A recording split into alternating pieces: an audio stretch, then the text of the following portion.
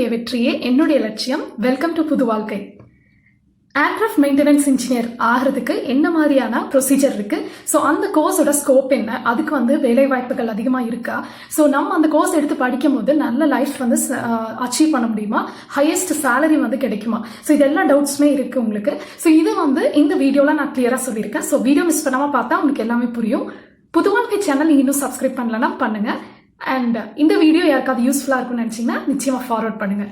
Aircraft Maintenance engineering பொறுத்த வரைக்கும் இது பார்த்தீங்கன்னா one of the international licence based programme. இதில் இந்த லைசன்ஸ் மட்டும் நீங்கள் வாங்கிட்டீங்க அப்படின்னா இந்தியாலையும் அப்ராட்லையும் ஒர்க் பண்ணலாம். ஹையஸ்ட் சேலரி உள்ளதுலேயே. ஸோ இது ஒன் ஆஃப் த என்ன சொல்கிறது, இது வாங்கி இந்த லைசன்ஸ் வாங்கினவங்க ஒன் ஆஃப் த லக்கியஸ்ட் பீப்புள்னு சொல்லலாம். அந்த மாதிரி இந்த லைசன்ஸ்க்கு வேலிடேஷன் இருக்கு. பிளஸ் ரெஸ்பெக்ட் அண்ட் ஹானர் அதிகமாக இருக்கு. இந்தியாலையும் சரி அப்ராட்லயும் சரி எங்க போனாலுமே இதோட சேலரி ரேஞ்ச் எல்லாம் வேற லெவல்ல இருக்கு. ஸோ இந்த கோர்ஸ் எல்லாருனாலையும் எடுத்து படிக்க முடியுமா அப்படின்னு கேட்டால் நிச்சயமா கட்ஸ் வேணும், இன்டெலிஜென்ஸ் வேணும், அதே மாதிரி தீராத ஒரு டிசையர் வேணும். இது மூணு இருந்தால் மட்டும் இதுக்குள்ள போங்க, இல்லைன்னா நீங்க போகவே போயிடாதீங்க, நிச்சயமா தோத்துருவீங்க. ஸோ இது உங்களை டிமோட்டிவேட் பண்றதுக்காக சொல்ல, உள்ள போய் நீங்க கஷ்டப்பட்டு கடைசியில் ஒண்ணுமே இல்லாம திரும்பி வரக்கூடாது. ஸோ அதுக்காக தான் நான் சொல்றேன். இப்போ நீங்க கவனமா கேளுங்க. ஸோ இன்டெலிஜென்ஸ் இருக்கு, எனக்கு டிசையர் இருக்கு, நான் நிச்சயமா செய்வேன் அப்படின்னு கட்ஸ் இருக்கு அப்படின்னா நிச்சயமா இந்த கோர்ஸ் உங்களை வேற லெவல்ல எடுத்துட்டு போயிடும். அதே மாதிரி நீங்க வேற level of life and luxury நீங்க பார்க்க முடியும். இந்த ஏர்கிராஃப்ட் மெயின்டெனன்ஸ் கோர்ஸ் பொறுத்த வரைக்கும் பார்த்தீங்கன்னா இது என்ன அப்படின்னா ஏர்கிராஃப்டோட உங்களுக்கு கம்ப்ளீட் மெயின்டெனன்ஸ், அதோட ரிப்பேர், டிஃபெக்ட், அதே மாதிரி அதில் உள்ள டெக்னிக்கல் ப்ராப்ளம் சால்விங்கு, அதே மாதிரி இன்ஸ்பெக்ஷன் எல்லாம் பண்ணி கடைசியாக இந்த உங்களோட சர்டிஃபிகேஷன் இருக்கு இல்லையா, அது நீங்கள் சைன் பண்ணி கொடுத்தாதான் அந்த பைலட் டேக் ஆஃப் பண்ணுவார். இல்லைன்னா அந்த பைலட் எடுக்கவே மாட்டார் ஃப்ளைட்டை. அது எவ்வளோ நேரம் ஆனாலும் சரி, நீங்கள் சர்டிஃபை பண்ணலை அப்படின்னா ஃப்ளைட் போகாது. ஸோ இதுதான் என்ன இதில் என்ன தெரிய வருதுன்னா, சேஃப்டி அண்ட் செக்யூரிட்டி நீங்கள் ஃப்ளைட்டுக்கும் கொடுக்குறீங்க, ப்ளஸ் பேசஞ்சர்ஸ்க்கும் கொடுக்குறீங்க. இது ஒரு முக்கியமான ஒரு பிளேஸில் இந்த AME ஸ்டூடெண்ட்ஸ் இருப்பாங்க, கேண்டிடேட்ஸ் இருப்பாங்க. ஸோ இது சேர்றதுக்கு என்ன எலிஜிபிலிட்டி வேணும் அப்படின்னு பார்த்தீங்கன்னா, உங்களுக்கு நீங்கள் பிசிக்ஸ், கெமிஸ்ட்ரி, மேத்தமேட்டிக்ஸ் நிச்சயமாக எடுத்துருக்கணும். இது தவிர வேற எதுவுமே இருக்கக்கூடாது. இது நிச்சயமாக இருக்கணும் உங்களோட +2ல. அண்ட் அதே மாதிரி உங்களோட ஏஜ் குரூப் 16 to 28 இயர்ஸ் வரைக்கும் இருக்கலாம். ஸோ இது பார்த்தீங்கன்னா உங்களுக்கு இந்த கோர்ஸ் முடிச்சதும் பார்த்தீங்கன்னா கோர்ஸ் கம்ப்ளீஷன் சர்டிஃபிகேட் கொடுத்துருவாங்க. அதுக்கப்புறம் நீங்கள் DGCA எக்ஸாம்ஸ் ஒன்றா எழுத ஆரம்பிக்கணும். உங்களுக்கு அதுக்கப்புறம் ஃப்ளைட் மெயின்டெனன்ஸ் எக்ஸ்பீரியன்ஸ் நீங்கள் போகணும். ஸோ அதுக்கப்புறம் நீங்கள் லைசன்ஸ் அப்ளை பண்ணி வாங்கிக்க முடியும். ஸோ இப்போ இந்த AME கோர்ஸ் அச்சீவ் பண்ணுறதுக்கு என்ன மாதிரி மெத்தட் இருக்கு அப்படின்றத பார்க்கலாம். ஸோ இதில் ரெண்டு மெத்தட் இருக்கு, ரெண்டு மெத்தட் இருக்கு. ஒன்று ப்ரோக்ராம் A, லைன் மெயின்டெனன்ஸ்னு சொல்லுவாங்க. ப்ரோக்ராம் ஏன்னு வச்சுக்கோங்க. இது என்னன்னா 2 year ப்ரோக்ராம். 1 year அகடமிக்ஸ் வைப்பாங்க, 1 year ட்ரைனிங் வைப்பாங்க. ட்ரைனிங் ஏர் இந்தியா போல பெரிய பெரிய நிறுவனங்கள்ல நடக்கும். ஸோ அதுல ஃபிளைட்ஸ் எல்லாம் உங்களுக்கு ப்ராக்டிக்கல் எக்ஸ்பீரியன்ஸ், மெக்கானிக்கல் எக்ஸ்பீரியன்ஸ் எல்லாமே தருவாங்க. ஸோ அந்த first year 1 year academics, 1 year training. இதுல எக்ஸாம்ஸ் எல்லாம் நிறைய கண்டக்ட் பண்ணுவாங்க. யார் கண்டக்ட் பண்றாங்கன்னா DGCA கண்டக்ட் பண்ணுவோம். DGCAனா director general of civil aviation, government of India. So இவங்க தான் ஹையஸ்ட் அத்தாரிட்டி. இது இந்த கோர்சஸ் எல்லாம் மேனேஜ் பண்றது, பிளஸ் சிவில் ஏவியேஷனையும் மேனேஜ் பண்றது. ஸோ இது பாத்தீங்கன்னா அந்த ட்ரைனிங் பண்ணும்போது சில கேண்டிடேட்ஸ்க்கு எலிஜிபிள் கேண்டிடேட்ஸ்க்கு ஸ்டைஃபன் கொடுப்பாங்க. ஸ்டைஃபன்னா 15,000 20,000 பெர் மந்த் உங்களுக்கு பணம் கொடுப்பாங்க. ஸோ அதுக்கும் எலிஜிபிலிட்டி வச்சிருக்காங்க, எல்லாத்துக்கும் தரமாட்டாங்க. ஸோ அதுவும் இது பண்ணிக்கோங்க. நெக்ஸ்ட் என்னன்னா, இந்த மாதிரி இந்த ஃபர்ஸ்ட் ப்ரோக்ராம்ல 2 years இருக்கு இல்லையா, இதை சக்சஸ்ஃபுல்லா முடிச்சிட்டீங்க அப்படின்னா DGCAயோட எக்ஸாம் எல்லாம் வைப்பாங்க. அதையும் முடிச்சிட்டீங்க அப்படின்னா லைசன்ஸ்க்கு நீங்க அப்ளை பண்ணலாம். எங்கன்னா DGCAல லைசன்ஸ் அப்ளை பண்ணும்போது உங்களோட அகடமிக் ரிசல்ட்டை பார்ப்பாங்க, உங்களோட ட்ரைனிங்கோட சர்டிஃபிகேட்ஸ் எல்லாம் பார்ப்பாங்க. ஸோ எல்லாமே எக்ஸலண்டா இருக்கு அப்படின்னா உங்களுக்கு லைசன்ஸ் கொடுத்துருவாங்க. இந்தியாலையும் அப்ராட்லயும் அது வேலிடு. ஸோ அதுக்கப்புறம் பார்த்தீங்கன்னா உங்களோட லைஃப் டோட்டலி சேஞ்ச் ஆகும். ஸோ அந்த மாதிரி சேலரி பேக்கேஜஸ் எல்லாம் வெரி ஹை. நான் அதெல்லாம் பின்னாடி சொல்றேன். நெக்ஸ்ட் என்னன்னா செகண்ட் ப்ரோக்ராம். செகண்ட் வழி என்ன அப்படின்னு பார்க்கலாம். செகண்ட் வழி என்னன்னா உங்களுக்கு 4 year டியூரேஷன் ப்ரோக்ராம். இது இன்ஜினியரிங் கோர்ஸ் மாதிரியே பண்றது. 4 இயர் டியூரேஷனு, 2 வருஷம் நீங்க அகடமிக்ஸ் படிக்கணும். அதுக்கப்புறம் 2 வருஷம் உங்களுக்கு ப்ராக்டிக்கல் ட்ரைனிங் வந்து ஏர் இந்தியா போல அந்த மாதிரி எங்க வேணாலும் நடக்கலாம். ஸோ அந்த இதுதான் வந்து 4 இயர் டியூரேஷன் ப்ரோக்ராம். இதுல வந்து பாத்தீங்கன்னா நீங்க எங்க சேரணும் அப்படின்னா DGCA அப்ரூவ் பண்ண இன்ஸ்டிடியூஷன்ல மட்டும் தான் சேரணும். வேற எங்கேயுமே சேர்ந்துடாதீங்க. இந்த கோர்ஸ் அவ்வளோ இது முக்கியமானது. ஸோ வேற எங்க சேர்ந்தாலும் இதுல தோல்வி தான் அடைய முடியும். ஸோ நீங்க வந்து DGCA அப்ரூவ் ஆயிருக்கா இல்லையான்னு செக் பண்ணுங்க.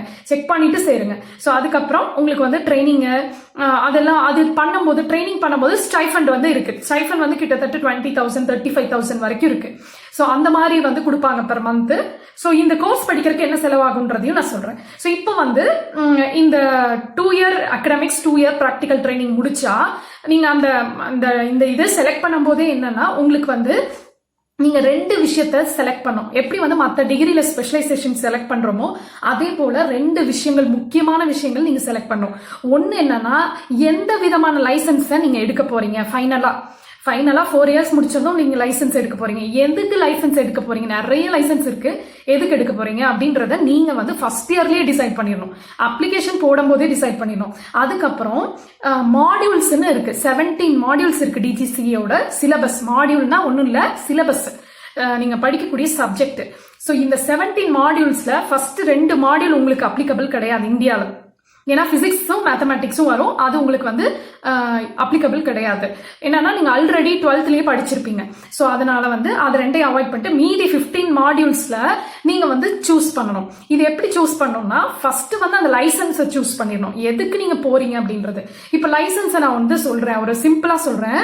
லைசன்ஸ் ஏ 3 விதமான கேட்டகரி இருக்கு. லைசன்ஸ் ஏ கேட்டகரி என்னன்னா ஏர்கிராஃப்ட் மெயின்டெனன்ஸ் இன்ஜினியரிங்கோட இன்ஜின் லைசன்ஸ் சொல்லுவாங்க. இன்ஜின் சார்ந்த விஷயங்கள் அத்தனையும் படிக்கிறது. பிஸ்டன் இன்ஜின், அதே மாதிரி நிறைய இன்ஜின் இருக்கு. ஏர்கிராஃப்ட் டிஃபெக்ட்ஸ் எல்லாமே கண்டுபிடிக்கிறது, எதனால வந்து என்ன டிஃபெக்ட் ஆயிருக்குன்றத, இந்த இன்ஜின்குள்ள நடக்கக்கூடிய கோளாறுகள், இந்த விஷயங்கள் எல்லாம் கண்டுபிடிக்கிறது லைசன்ஸ் ஏ டிபார்ட்மெண்ட்ல வந்துடும். அதுக்கு கீழே 4 கேட்டகரி இருக்கு. A1 A2 A3 A4. இதுக்கு வந்து நீங்க எந்த லைசன்ஸ் எடுக்க போறீங்க, A1 எடுக்க போறீங்களா A2 பண்றீங்களா அப்படின்றது எல்லாமே உங்களுக்கு ஸ்பெசிஃபை பண்ணிருப்பாங்க. உங்களுக்கு பிடிச்சதை நீங்க எடுக்கணும். சோ இது ஒரு மெத்தடு. செகண்ட் பாத்தீங்கன்னா லைசன்ஸ் B1 கேட்டகரி. இது என்னன்னா மெக்கானிக்கல் லைசன்ஸ். இந்த மெக்கானிக்கல் பாத்தீங்கன்னா லேண்டிங் கியர், விங்ஸ், டோரு, அதே மாதிரி உள்ள நடக்கக்கூடிய மெக்கானிக்கல் சிஸ்டம் எல்லாம் இருக்கு இல்லையா. ஸோ அதுல வந்து சார்ந்தது தான் இந்த லைசன்ஸ் B1 கேட்டகரி. ஸோ இதுல வந்து பாத்தீங்கன்னா இதுலயும் 4 கேட்டகரி இருக்கு. கீழே B1ல 1 இருக்கு, B1 2, B1 3, B1 4. இதுலயும் வந்து ஸ்பெஷலைசேஷன் கொடுத்துருப்பாங்க. அதுலயும் உங்களுக்கு எந்த இதுல வந்து உங்களுக்கு வேணும் லைசன்ஸ்ன்றதை சூஸ் பண்ணணும். நெக்ஸ்ட் வந்து லைசன்ஸ் B2 கேட்டகரி. இது வந்து ஏவியானிக்ஸ் சார்ந்தது. ஏவியானிக்ஸ்னா ஒன்றும் இல்லை, எலக்ட்ரானிக்ஸும் எலக்ட்ரிக்கலும் சார்ந்தது. ஸோ நீங்க ஏர்கிராஃப்ட் எடுத்துக்கிட்டா உள்ள எலக்ட்ரானிக் சிஸ்டம் நிறைய இருக்கும். கேட்ஜெட் நிறைய வந்து வச்சிருப்பாங்க. கம்யூனிகேஷன் இருக்கு உள்ள. அதே மாதிரி எலக்ட்ரிக்கல்ஸ் பாத்தீங்கன்னா கிட்டத்தட்ட சரியான ஏசி சிஸ்டம்ஸ் இருக்கும். உங்களுக்கு வந்து டெலிகம்யூனிகேஷன்ஸ், ரேடார் கம்யூனிகேஷன்ஸ் எல்லாமே வந்து அட்டாச் பண்ணிருப்பாங்க. அதே மாதிரி ஒவ்வொரு வயரிங் சிஸ்டம் எல்லாமே இருக்கும். எலக்ட்ரானிக்ஸ் அண்ட் எலக்ட்ரிக்கல் உங்களுக்கு வந்து பிடிச்சிருந்துச்சு அப்படின்னா நீங்க இந்த B2 லைசன்ஸை வந்து சூஸ் பண்ணிக்கலாம். ஸோ இந்த லைசன்ஸை வந்து நீங்க முதல் சூஸ் பண்ணும். அதுக்கப்புறம் அதுக்கேற்ற மாதிரி சிலபஸை வந்து இந்த 15 மாடியூல் கொடுத்திருப்பாங்க உங்களுக்கு. அதுல இருந்து நீங்க செலக்ட் பண்ணும். 3 or 4 மாடியூல்ஸ் வந்து நீங்க செலக்ட் பண்ணும். உங்களுக்கு சார்ந்த மாதிரி மெக்கானிக்கல்னா மெக்கானிக்கல் மாடியூல் செலக்ட் பண்ணும். ஃபார் எக்ஸாம்பிள் பாத்தீங்கன்னா மாடியூல் 3 and 4 பாத்தீங்கன்னா எலக்ட்ரிக்கல் அண்ட் எலக்ட்ரானிக்ஸ் மாடியூல். அதே மாதிரி மாடியூல் 6 பாத்தீங்கன்னா ஹார்ட்வேர், அது வந்து உங்களுக்கு மெக்கானிக்கல்ல தான் வரும். நெக்ஸ்ட் வந்து பாத்தீங்கன்னா மாடியூல் 8 எல்லாம் ஏரோடைனமிக்ஸ், ஏவியானிக்ஸ் சார்ந்ததான் வரும். மாடியூல் 9 வந்து ஹியூமன் ஃபேக்டர்ஸ். அது மாதிரி வந்து உங்களுக்கு நிறைய கொடுத்துருக்காங்க. Propulsion, piston engine. மாடியூல் 16 வந்து பிஸ்டன் இன்ஜின். ஸோ லைசன்ஸ் ஏ நீங்க போனீங்கன்னா பிஸ்டன் இந்த மாதிரி செலக்ட் பண்ணும். இன்ஜின் சார்ந்ததா வந்து நீங்க செலக்ட் பண்ணும். ஸோ அந்த மாதிரி வந்து இங்க வந்து கொடுத்துருக்காங்க. ஸோ அதே மாதிரி உங்களுக்கு இதை வந்து நீங்க செலக்ட் பண்ணி அங்க வந்து உங்களுக்கு ஹெல்ப் பண்ணுவாங்க. நீங்க போய் அப்ளை பண்ணும்போதே இதெல்லாம் வந்து உங்களுக்கு புரிஞ்சிடும். ஆக்சுவலா என்ன மாடியூலுக்கு என்ன லைசன்ஸுக்கு என்ன மாடியூல் செலக்ட் பண்ணணும்னு அவங்களே வந்து சஜஷன் கொடுத்துருப்பாங்க. ஸோ அதை வந்து நீங்க எடுத்து செலக்ட் பண்ணிக்கணும். இப்போ வந்து பாத்தீங்கன்னா உங்களுக்கு அடுத்ததான் நீங்க என்ன செய்யணும் அப்படின்னா தேர்டு கேட்டகரி என்ன செய்யணும் அப்படின்னா உங்களுக்கு வந்து அட்மிஷன் ப்ரொசீஜர் எப்படி வந்து அட்மிஷன் பண்ணுவாங்க அப்படின்னா டிஜிசிஏ வந்து என்ன பண்ணிருக்காங்க நேஷனல் லெவல் என்ட்ரன்ஸ் எக்ஸாம் ஒன்று கண்டக்ட் பண்றாங்க AME CETன்னு சொல்லிட்டு CETனா காமன் என்ட்ரன்ஸ் டெஸ்ட்னு அர்த்தம். ஸோ இந்த நேஷனல் லெவல் டெஸ்ட்டை வந்து நீங்க 75% எடுத்தாதான் பாஸ். ஸோ ஆல் இந்தியா ரேங்கிங் வந்து தயார் பண்ணுவாங்க. அந்த ரேங்கிங் படி உங்களுக்கு கவுன்சிலிங் கூப்பிட்டு டாப் AME இன்ஸ்டியூட்ல வந்து உங்களுக்கு வந்து சீட் கொடுத்துருவாங்க, DGCA வந்து கொடுத்துருவாங்க. ஸோ இது வந்து அடுத்த ப்ரொசீஜர். ஸோ இந்த ப்ரொசீஜர் வந்து முடிச்சதும் பார்த்தீங்கன்னா அடுத்ததான் நீங்க என்ன பண்ணணும் அப்படின்னா உங்களுக்கு வந்து காலேஜ் வந்து நீங்க செலக்ட் பண்ணிக்கலாம். காலேஜ் வந்து அவங்களே ரெக்கமெண்டேஷன்ஸ் கொடுப்பாங்க உங்களோட மார்க்குக்கு தகுந்த மாதிரி. நான் சில காலேஜஸ் வந்து சொல்றேன். இப்போ இது வந்து பாத்தீங்கன்னா உங்களுக்கு இன்டர்நேஷனல் இன்ஸ்டிடியூட் ஆஃப் ஏவியேஷன் சொல்லிட்டு உங்களுக்கு வந்து அது ஒரு இன்ஸ்டிடியூஷன் இருக்கு டெல்லியில. பாரத் இன்ஸ்டிடியூட் ஆஃப் ஏரோநாட்டிக்ஸ் இருக்கு பாட்னால. அதே மாதிரி ஷார்ஷிப் அகாடமின்னு சொல்லிட்டு கொச்சின்ல ஏவியேஷன் அகாடமி ஒன்று இருக்கு. ஸோ இதெல்லாம் DGCA approved academy. JRN institution வந்து ஏவியேஷன் வந்து நியூ டெல்லியில இருக்கு. ஸோ அதுவும் வந்து DGCA அப்ரூவ்டு. அல்ஃபைன் இன்ஸ்டியூட் வந்து டெஹ்ராடூன்ல இருக்கு. இந்திரா பிரசாத் வந்து ஹரியானா. அதே மாதிரி உங்களுக்கு வந்து கன்னியாகுமரியில ஒரு இன்ஸ்டிடியூஷன் இருக்கு HCATன்னு சொல்லிட்டு, அதுவும் DGCA approved. Hindustan Institute of Engineering and Technology சென்னையில இருக்கு. ஸோ அவங்களும் வந்து DGCA அப்ரூவ்டு. உங்களுக்கு அதுக்கப்புறம் பாத்தீங்கன்னா நேரு காலேஜ் கூட கோயம்புத்தூர்ல DGCA approved. Rajiv Gandhi aviation academy வந்து ஹைதராபாத்ல இருக்கு, DGCA அப்ரூவ்டு. இது எல்லா காலேஜஸ்லயுமே வந்து உங்களுக்கு வந்து இந்த AME கோர்ஸ் வந்து சூப்பரா சொல்லி கொடுப்பாங்க. அது ப்ராக்டிகல் எக்ஸ்பீரியன்ஸ் எல்லாமே கரெக்டா நடக்கும். Institute of Aircraft Maintenance Engineering வந்து பாத்தீங்கன்னா அவுரங்காபாத்ல ஸ்பெஷலா AMEக்காகவே வச்சிருக்காங்க. Indian Institute of Aircraft Engineering வந்து பூனேல வந்து ஒன்னு இருக்கு, பாம்பேல. அதே மாதிரி அகமதாபாத்லயும் ஒன்னு இருக்கு, வெஸ்டர்ன் இந்தியன் இன்ஸ்டிடியூஷன் சொல்லிட்டு ஏரோநாட்டிக்ஸ்க்காக. ஸோ அங்கேயும் வந்து இதெல்லாம் DGCA அப்ரூவ்டு கீழே வராங்க. ஸோ இது தவிர வேற ஏதாவது வந்து இன்ஸ்டிடியூஷன் உங்களுக்கு தெரிஞ்சது அப்படின்னா DGCA அப்ரூவ் பண்ணிருக்காங்களான்னு பாருங்க. அவங்க போலியா ஒரு சர்டிபிகேட் காமிப்பாங்க, அதெல்லாம் நம்பிடாதீங்க. நீங்க வந்து வெப்சைட்ல நிறைய செக் பண்ணுங்க. ஸோ அது வந்து ஒரு முக்கியமான விஷயம் இந்த DGCA அப்ரூவ்ட் காலேஜ்ல வந்து நீங்க சேர்றது. ஸோ இது முடிச்சதுக்கு அப்புறம் எனக்கு வந்து அடுத்ததான் வந்து கோர்ஸ் ஃபீஸ் எவ்வளவு செலவாகும் அப்படின்னு பாத்தீங்கன்னா இந்த 4 இயர் டியூரேஷன் 2 இயர் எடுக்கலாமா 4 இயர்ஸ் எடுக்கலாமானா நீங்க உங்களுக்கு வந்து நல்ல கட்ஸ் இருக்கு அப்படின்னா 4 இயர்ஸ் எடுங்க, அதுதான் நல்லது. ஸோ இந்த 4 இயர் டியூரேஷன் கோர்ஸ் வந்து எடுங்க. இது வந்து பாத்தீங்கன்னா 3 to 6 lakhs வந்து உங்களுக்கு செலவாகும். இது போக உங்களுக்கு ஹாஸ்டல் ஃபீஸ் தனியா செலவாகும். இது வந்து ட்ரைனிங் பீரியட்ல வந்து உங்களுக்கு 20,000 இருந்து 30,000 ஸ்டைஃபன் கொடுப்பாங்க. ஆனா அதை ஃபுல்லா நம்பிடாதீங்க. சில எலிஜிபிள் கேண்டிடேட்ஸ்க்கு மட்டும் அதை வந்து லிமிட் பண்ணிட்டுருவாங்க. நீங்க நம்பி போனீங்கன்னா அங்க ஏமாந்துருவீங்க. ஸோ அதெல்லாம் நம்பாதீங்க, கிடைச்ச லக்கு தான் அப்படின்ற மாதிரி நீங்க போய்க்கலாம். நெக்ஸ்ட் என்னன்னா ஹாஸ்டல் ஃபீஸ் எவ்வளவு வரும் அப்படின்னா 25,000 to 40,000 பெர் செமஸ்டர் நீங்க கட்டணும். ஸோ அந்த மாதிரி வரும். ஸோ அது வந்து நீங்க பாத்துக்கோங்க. ஸோ இதுதான் வந்து கோர்ஸ் ஃபீஸோட ஒரு நிலவரம். அதுக்கப்புறம் வந்து உங்களுக்கு வந்து என்ன செய்யலாம் அப்படின்னா உங்களுக்கு வந்து என்ன மாதிரியான ஆப்பர்ச்சுனிட்டிஸ் இருக்கு அப்படின்றத பார்க்கலாம். இப்போ வந்து பாத்தீங்கன்னா உங்களுக்கு வந்து எங்கெங்கெல்லாம் ஆப்பர்ச்சுனிட்டிஸ் இருக்கு அப்படின்னா ஏர்லைன்ஸ்ல எல்லாத்துலயுமே இந்த ஏர்கிராஃப்ட் மெயின்டெனன்ஸ் இன்ஜினியர் இல்ல அப்படின்னா ஃபிளைட்டை எடுக்க மாட்டாங்க. ஸோ ஃபிளைட்டை வந்து சைன் பண்ற அத்தாரிட்டி யாருக்கு இருக்கு, ஆத்தரைஸ் பண்ற அத்தாரிட்டி வந்து என்ன சர்டிபிகேட் கொடுப்பாங்கன்னா ஃபிளைட் ரிலீசிங் சர்டிபிகேட்னு ஒன்று கொடுப்பாங்க, FRCன்னு சொல்லிட்டு. இந்த FRC கொடுத்தாதான் பைலட்டே ஃபிளைட் எடுப்பாரு, இல்லைன்னா எடுக்கவே மாட்டாரு. ஸோ அது ஒன்று. அதே மாதிரி MRO இண்டஸ்ட்ரீஸ்னு இருக்கு, maintenance repairs and overhauls industry. So இந்த இண்டஸ்ட்ரியிலையும் AME இன்ஜினியர்ஸ்க்கு வந்து அதிகமான வாய்ப்புகள் கொட்டி கிடக்குது. ஏன்னா வந்து நீ ஃபிளைட் வந்து ஒவ்வொரு டைமும் செக் பண்ணணும், ஒவ்வொரு டைமும் வந்து டேக் ஆஃப் ஆகும்போது இந்த சர்டிபிகேட் கொடுத்தாதான் நகர முடியும், இல்லைன்னா வந்து இது பெரிய ஆபத்துல போய் முடிச்சிடும். நெக்ஸ்ட் என்னன்னா ஏர்கிராஃப்ட் மேனுஃபேக்சரிங் கம்பெனிஸ் இருக்கு இல்லையா, போயிங், ஏர்பஸ், அதெல்லாம் அந்த ஸ்பேஸ் எக்ஸ் அதெல்லாம் இன்ஜின்ஸ் எல்லாம் வந்து பாத்தீங்கன்னா உங்களுக்கு வந்து நீங்க நல்லா இந்தியாவில் எக்ஸ்பீரியன்ஸ் ஆயிடுச்சு இல்ல வேற எங்கேயும் எக்ஸ்பீரியன்ஸ் ஆயிடுச்சுன்னா நீங்க இந்த மாதிரி கம்பெனிஸ்க்கு போகும்போது உங்களோட சேலரி பட்டு பயங்கரமா இருக்கும். என்னன்னா உங்களுக்கு வந்து கிட்டத்தட்ட 4 lakhsல இருந்து 40 lakhs per month வரைக்கும் சேலரி கிடைக்கும். ஸோ இது வந்து ஒன் ஆஃப் த டேர்னிங் பாயிண்ட்னு சொல்லலாம். அதே மாதிரி ஏர்கிராஃப்ட் பார்ட் எல்லாம் தயாரிப்பாங்க. இப்போ டாடா இண்டஸ்ட்ரீஸ் கூட வந்து இந்தியாவில் ஏர்கிராஃப்டோட ஆக்சசரிஸை தயாரிக்கிறாங்க. அந்த கம்பெனிஸ்லயும் உங்களோட பார்ட் வந்து அனலைஸ் பண்ணி QC செக் பண்ணணும் கரெக்டா இருக்கா அப்படின்றது. ஸோ அதுக்கும் வந்து நியூமரஸ் ஆப்பர்ச்சுனிட்டி இருக்கு. நெக்ஸ்ட் வந்து என்னன்னா ஏர்கிராஃப்ட் ஆப்ரேஷன் பண்ற ஆர்கனைசேஷன் ஒன்று இருக்கு. ஸோ அது வந்து பாத்தீங்கன்னா இந்த யூரோப்பியன் ஏவியேஷன் ஆர்கனைசேஷன் மாதிரி, அதே மாதிரி உங்களுக்கு வந்து சிவில் ஏவியேஷன் அகாடமி மாதிரி. ஸோ இங்கெல்லாம் வந்து பாத்தீங்கன்னா இந்த AME இன்ஜினியர்ஸ்க்கு வந்து அதிகப்படியான தேவை இருக்கு. நெக்ஸ்ட் என்னன்னா ஏவியேஷன் ட்ரைனிங் இன்ஸ்டிடியூட்லயே நீங்க ஜாயின் பண்ணி நீங்க படிச்சீங்க இல்லையா, அங்கேயே ஜாயின் பண்றது. ஸோ மற்றவங்களுக்கு ஏஎம்இ கோர்ஸ் வந்து நீங்கள் சொல்லிக் கொடுக்கறது இல்லை ட்ரைனிங் வந்து நீங்கள் கொடுக்கறது அந்த ப்ராக்டிக்கல் ட்ரைனிங்கில் வந்து சேரலாம். அதே மாதிரி ஃப்ளைங் கிளப்ஸ்ன்னு வந்து சில ஏர்லைன்ஸ் எல்லாம் வந்து சேர்ந்து வச்சிருப்பாங்க. அங்கேயும் என்னன்னா இந்த ஏஎம்இ இன்ஜினியர்ஸ் வந்து ஒரு கிரிட்டிக்கல் ரோல் வந்து ப்ளே பண்ணுவாங்க.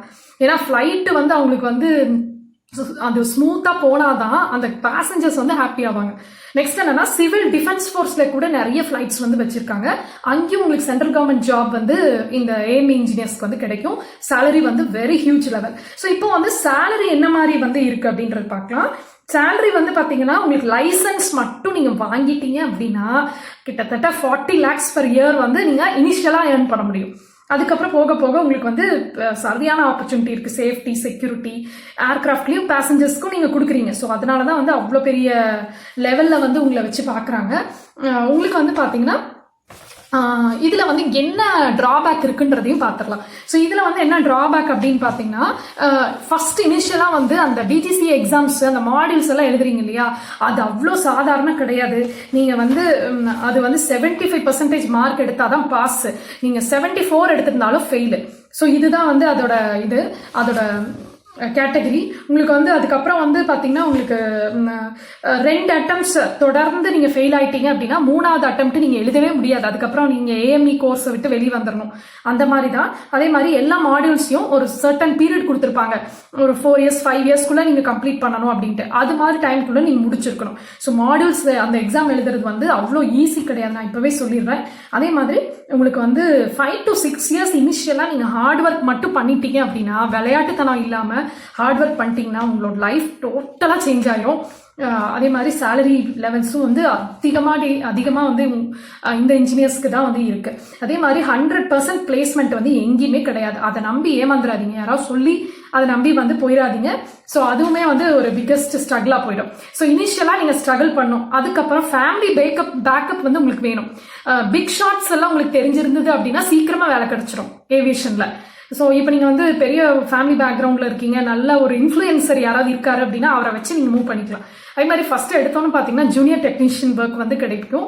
அது கம்மியான சேலரியில வந்து சம்டைம்ஸ் வந்து போஸ்ட் பண்ணுவாங்க. இது என்னன்னா நீங்கள் லைசன்ஸ் இன்னும் வாங்கலைன்னு அர்த்தம் டிஜிசிஏல இருந்து. ஸோ அப்போ வந்து உங்களோட சேலரி வெறும் 15,000 per month, 10,000 per month கூட இருக்கும். ஸோ இதெல்லாம் வந்து கிராஸ் பண்ணி அந்த எக்ஸாம்லாம் அப்ளை பண்ணி நீங்க வந்து லைசன்ஸ் எடுத்துட்டாதான் இதோட டோட்டல் ஹிஸ்டரியே மாறிடும். ஸோ இதுக்கு வந்து சிலவங்க என்ன ப்ரிஃபர் பண்றாங்க அப்படின்னா ஒரு ஆல்டர்னேட்டிவ் மெத்தடை வந்து ப்ரிஃபர் பண்றாங்க.